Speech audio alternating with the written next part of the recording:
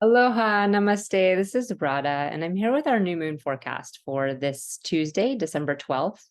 The moon and sun are coming together in exact degrees at 1:32 p.m. here in Hawaii, which is 3:32 p.m. Pacific Daylight Time. This new moon is happening in a star called Jyestha. This is the very final nakshatra of Scorpio. And as such, the sun has been in Scorpio for some time and is going to be moving out on the 16th. So while new moons are definitely the start of a new cycle, when it comes at the very end like this of the sun's tenure in a sign, it becomes both the beginning and the end of a cycle because we've been reckoning with the Scorpio energy for some time now. Jyestha is the part of Scorpio where we are pulling ourselves out of the sort of emotional turmoil that it is known for. And we're really becoming the warriors that we need to be, the inner warriors that we need to be of our own emotions. It's ruled by the deity Indra, who's the king of the gods. And he is the one who sort of gets himself in these various messes, and they don't just affect him, they sort of affect everybody. And then he's the one who also needs to go in and slay the demon that he's created and allow balance to come back to the universe. So Indra kind of represents the part of us that is a little egoic at times and feels like, maybe we become really good at something, we master something, or we think we've passed a certain level of, spiritual access, and we get a little cocky and we sort of start, acting higher than we should. And something comes to humble us, and we need to then reckon with our own humility and our own humanity and the fact that we're not all that. And so anything that we have in our life where we start to feel a little bit like we're the best or we're the most, Jyestha itself is the eldest, and she's the daughter of Daksha, who is the one who tells on Rohini. So if you remember from a couple of weeks ago when we had our full moon in Rohini, and I was talking about how Rohini was the youngest and the most beautiful, and all the other sisters were jealous of her because the moon wanted to spend every night in her sign. Well, Jyestha was the one who ratted her out. She's the eldest, and she was jealous, that her husband wanted to spend every single night with this young, beautiful maiden, and that she was kind of being tossed aside.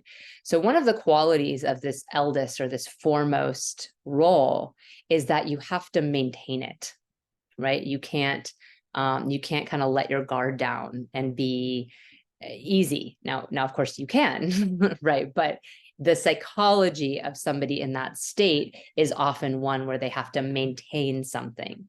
And that maintenance requires a lot of work, a lot of effort, and often some sneaky maneuvering that occurs behind the scenes. This is a big quality in Scorpio to begin with. There's a lot of suspicion, something's happening, something's not right. And so I'm going to sting first, right? Because we have been reckoning with the Scorpio energy for some time, this is like a completion of that. Okay, have we stung first enough? Have we felt enough suspicions? Have we been, lurking in the shadows for long enough, looking at what other people are doing? And it's really now time to look at what we've done and how we've been showing up, and what even is there to maintain? Because the truth of the matter is that if you're truly in a position of being elevated in some way because of something you've achieved, not because of the connections you've made or the status you've managed to acquire for yourself, but because of your innermost self is really in that higher Buddha-like state, you don't have anything to lose, right? There's nothing to lose. There's nothing that will be stripped from you because it's from inside. So the more we live in alignment, the more that will be true for ourselves. And this is kind of the next step that happens as the sun transitions on the 16th into Sagittarius. We cross this thing called the Gandanta point. It's a karmic knot. It's between the water signs and the fire signs. And it's where there's no nakshatra. So Jyestha doesn't go into Sagittarius. It stops. And then Mula begins. bookends. So the last degree of Scorpio, the first degree of Sagittarius, which is going to be the 15th and the 16th of the month, is the Gandanta point.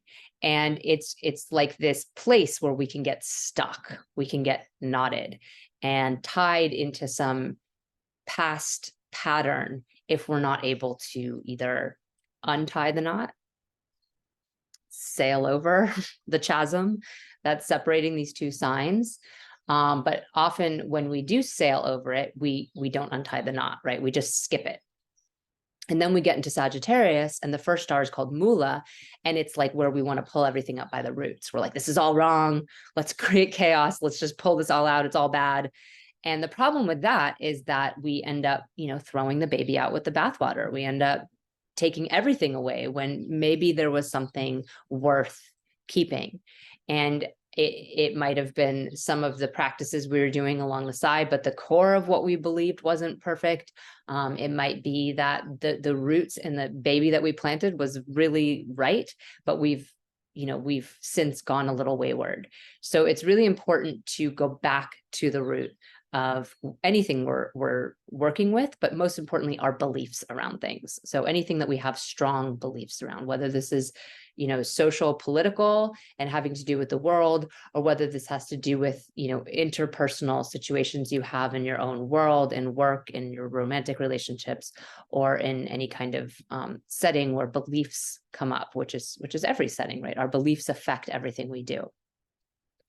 Mars is joined this new moon, and he's in his own sign. So there's a lot of strength. There's a lot of courage. There's a lot of capacity to show up and really turn that, that sword sort of on ourselves, not in a tragic way, but in a way where we're able to really look at our own shadows, our own patterns, and make change in the only place that we can make change, which is within, right? We can't really change other people as much as we'd like to. So this is a powerful time because Mars is in his own sign. We're also getting a one-way drishti, and I'm actually going to go ahead and share my screen at this point. We're getting a one-way drishti, a gaze energetically from Saturn here, and Saturn gives a 10-house drishti from Aquarius. This is reminding us of our responsibilities in our own life, our career, the bills we have to pay, the families we have to support, all the different things we need to show up for, and also our community responsibility, whether that's your local community or your world responsibility. Your need to show up in the world in a way, and that reflecting onto this stellium here in Scorpio is going to empower us in many ways to tread the course and not to get kind of crazy and fiery and burn bridges. It can also bring some hesitation, and both Saturn and Mars have this energy that is very tamasic, as we call it. It can bring us down rather than raise us up. The function of these two planets, however, in our lives, more than any other planets that maybe, the nodes, is actually to bring us closer to truth. Sometimes when we're hanging out with the Venus energy and the Jupiter energy and things that feel really good, we feel good, but we don't learn anything and we don't get any closer to truth. Saturn and Mars, when we use the energy correctly, can really humble us and allow us to fight the good fight. And the good fight is always within, right? It's always going to be our own demons we're having to conquer. We can't conquer everybody else's demons. We can try, but it's not going to work. You can't fight fire with fire, and you can't solve something that's happening with the same energetic that's created it to begin with, right? We all know this somewhere, but we forget and we get caught up. And it's easier to point fingers than it is to look at our own selves. Saturn and Mars energy, more than any two, we really have to work with and in a mature way. And it can take time and it can be challenging. And often it takes a lot of tragedy and a lot of self-reflection after we've put ourselves through the ringer enough times, burning bridges, creating problems with ourselves, and really maybe hesitating with Saturn energy, not doing the thing because we're scared. Now, Mercury is also, and I'm actually going to go ahead and just move us here so you can see Mars, Sun, Moon here. and Venus is in her own sign too right now. So we have Saturn, Mars, and Venus all in our own sign. This is really powerful. When you have these planets in their own sign, they're operating with so much intelligence. So our desire to be in relationship with people and to be, you know, in a state of compromise and agreeance and harmony is high right now. You know, this is important. This is an important thing to have, because they give us some stability, these planets in their own sign. They're allowing us to be anchored in something. And then we have Mercury, who's about to go retrograde. So we have, let's see, Mercury goes retrograde. It's really late on the 12th for those of us in Hawaii and the Pacific daylight time. It's late that evening, and then it moves into the next day for people in other time zones. Mercury going retrograde here for the 4th time of this year. We started the year with Mercury retrograde in Sagittarius, and we are ending the year with Mercury retrograde in Sagittarius. This is profound in many ways. First of all, we normally only have 3 Mercury retrogrades in a year. So the fact that we have 4 is because it's kind of bordering on this, the year, right? It's bringing in the new year 2 years in a row. Last year, it went into Capricorn and retrograded back into Sagittarius. This year, it's going into Scorpio, and then it's retrograding back into Scorpio, and then it's going to move into Sagittarius. So this is an important time to really reflect upon, what have we learned with all these retrograde cycles? What have we learned about our communication? Is it getting better? Are we improving? And the answer comes from your relationships. You can see if you're getting your, you know, if you're getting your needs met. Are you getting your point across? Are you able to have civil conversations with people? Or in general, do you end up in situations where there's a lot of blame and a lot of projection and not a lot of responsibility? If this is the case, you need to level up. This is like your final hurrah of the year to get it right. And it's really important that we do. Nothing is really more important than the way in which we communicate, for our relationships, for our career, for our capacity to even self-own what's happening in our own world, to convey our beliefs. And that's really what a lot of this is about, because Mercury's in Sagittarius, the sign of our beliefs, and receiving drishti from Jupiter, who's also still retrograde till the end of the year. Jupiter begins direct on the 30th. So we have this, you know, double time of like past beliefs, things of the past, past communication errors. Now, for each of us, these are going to rule different signs. So for anyone who's a Pisces rising, a Sagittarius rising, a Virgo rising, or a Gemini rising, these are their ruling planets, and also their relationship planet, and their career planet, and their home planet. So all the 4 structural houses are going to be ruled by Jupiter and Mercury. So if you're any of those rising signs, it's going to affect you quite a lot.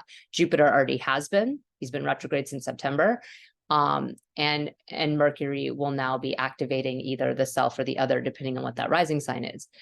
If you're not one of those 4, it's still going to rule something in your chart, and whatever it's ruling in your chart is going to be something that's rerunning. So for Gemini people, this is their ruling planet. So running back on themselves, going back over old ground on their own self-perception, as well as their capacity to feel good and peaceful and have home and stability. And it's in their 7th house, through other people, through their relationships with other people. This is going to be profound. The fact that there's been these four Mercury retrogrades and starting the year and ending the year has been profound for both Gemini and Virgo people, because it's their ruling planet. Everybody likes to make a big deal out of Mercury retrograde, right? It's really kind of, I think, one of the only astrological things that people understand. And they understand it because it shows up so quickly. It's like your computer stops working, your phone stalls, you know, your friend didn't get that email and now they're mad at you. Your partner didn't understand what you were trying to say and now you're in a fight. It really creates chaos in our life. And that's because our communication is so important. It's so important how we communicate with each other. It really dictates so much of our happiness and our capacity to enjoy life with other people, which is, you know, what we're here doing. And now there's this whole other element called the internet, where people are communicating online, you know, typing things without that capacity to see, hear, and feel the other person and their vibration, and without that need to really make it work in real time, right? Because we might not even know the person we're talking to. So it's easy to dash something off, and it can come off the wrong way. So Mercury goes retrograde while the moon is here, because the moon has jumped the Gandanta first into Mula, and we start to kind of stall on our communication, and we start to really go back on the beliefs, like in this way of reflecting upon what it is that we think is true.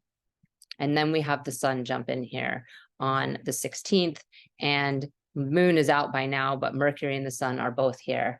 And when Mercury is retrograde and also close to the sun, it becomes very powerful. This is very close to the earth at this time. So we have a capacity to really understand things, actually. Like the retrograde planets, the energy becomes very internalized and big within ourselves. The problem is we can't externalize it. So we have a lot of thoughts. Our thinking process, our capacity to understand becomes very, very like intricate and deep and personal to us. But our capacity to express it to someone else might be limited. Our capacity to, put it out in the world in some way might be limited. And this has already been running with Jupiter. So we're kind of really, getting clear on what we believe, but to actually get it out might be challenging.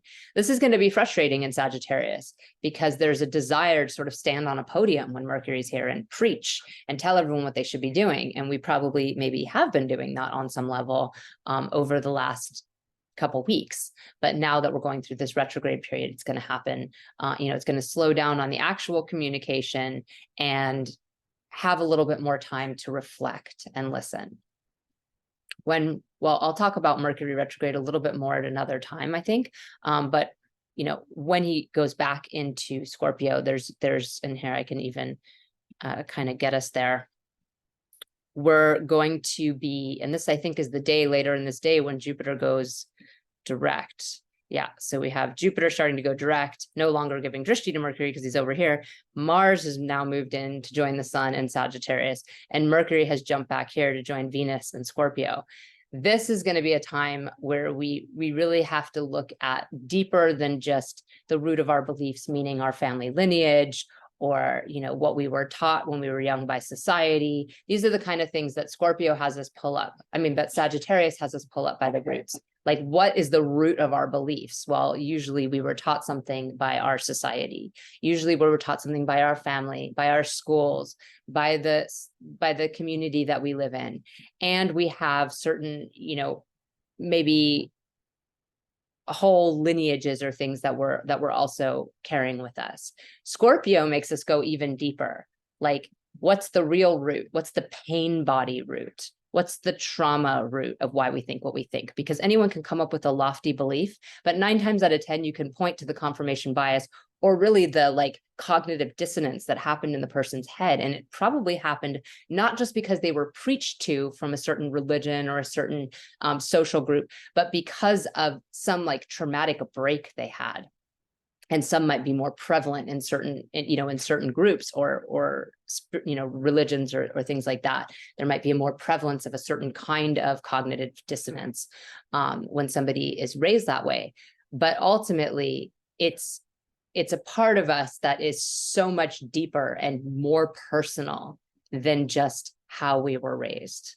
It's our personal trauma and traumatic experience of it. And that part of us that immediately kind of has a reaction or feels something when someone says something that triggers us. So it's looking deeper into our triggers, and that's going to be a really powerful process for us. And then look, it only kind of goes back into the Gandanta. It doesn't even go that far before he's direct again and moving back into Sagittarius. So this is a really profound Mercury retrograde, probably the most important one of the year, because it's really bringing us back to where we were last year. Like, what have we learned? Hopefully something, hopefully something. So I'll go back here to where we are on our new moon. And I think I've done something with the hours. I have. There we are. So this is our new moon again, 132.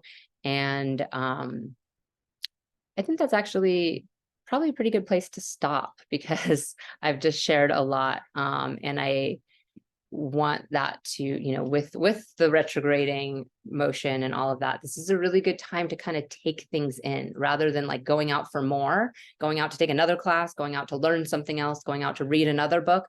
This is a really good time to take stock of what you already know and what you already think, and really let it kind of marinate within yourself, and see where things are coming out for you, see what you're noticing.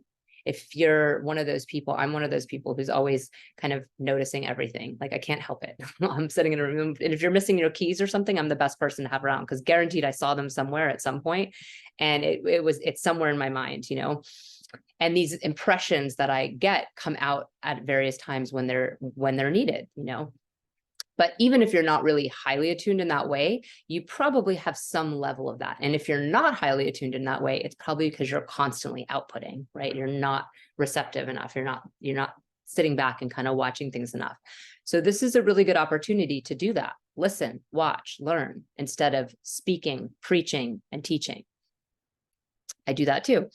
But you want to make sure that you know what you're talking about. And so much of what people believe and what they are talking about comes from, it's founded on something false. It's founded on something they don't understand. Most of what people talk about with astrology is like that. Very few people actually understand astrology. Some of them don't know how to talk, but they understand astrology. This is one of those things where it's like people are just like, oh, I'm this, I'm a Sagittarius, I'm a Scorpio, they kind of have this relationship with a sun sign that they've always believed. And when I challenge people with my Vedic astrology, because that often is challenging for people, they're like, wait, it's a Sagittarius season, what are we talking about? The answers they always give me have to do with, well, if it feels right to me, my signs feel right to me. And I really challenge people to look at what feels right, because a lot of times what feels right, and you might know this from your relationship studies, I'm sure you do, is not good for you, right? A lot of times the person who feels so magnetic for you is actually quite toxic for you. And the reason is because what you're relating to, the thing that you're connecting to, is actually your traumas. Right? It's not healthy connection. It's unhealthy connection. And a lot of people know that that's their trend or that's their pattern. So it's an easy example to give. But a lot of people maybe don't understand like the dietary things that they enjoy.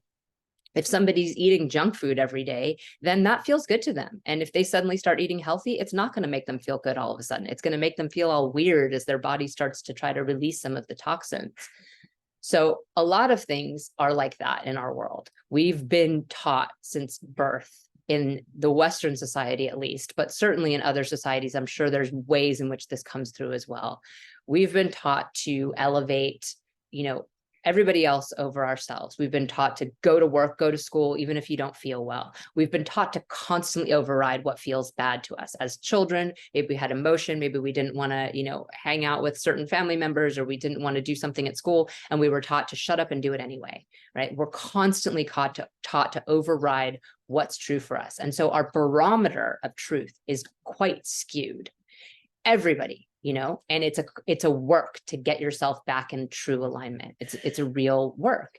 And a lot of these esoteric teachings that we now, kind of group in a new age category are actually quite ancient. And this one in particular, the Vedic tradition, comes from a written down place, right? They wrote it down 4,000 years ago, 5,000 years ago. These were written down.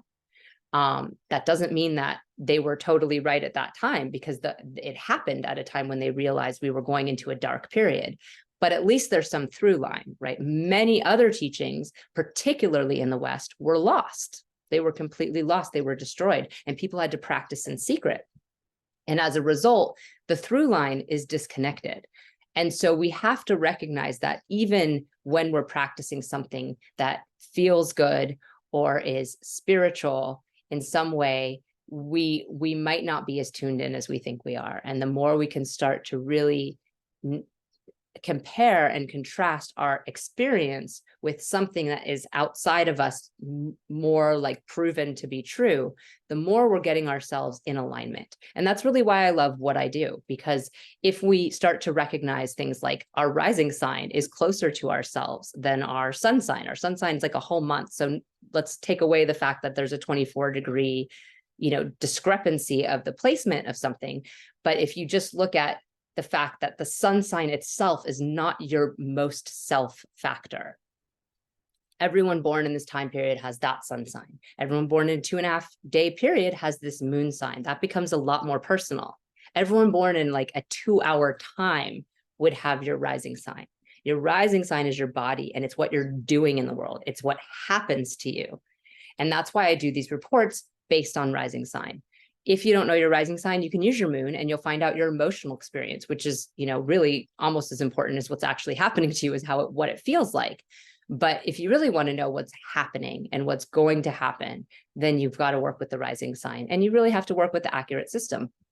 And so if you want to check out how this particular new moon and Mercury retrograde and the sun changing signs is going to affect you and your personal body self moving about in this world, you can go to my forecast for all 12 signs. I have it on my Patreon group at Rada Home Astrology, and I break down every week. I do the stars report, but this week in particular, there's a lot of, feisty things happening. So it's a great time to check it out. There's a 1-week free trial. After that, it's only $7.77. So it's really quite a good deal.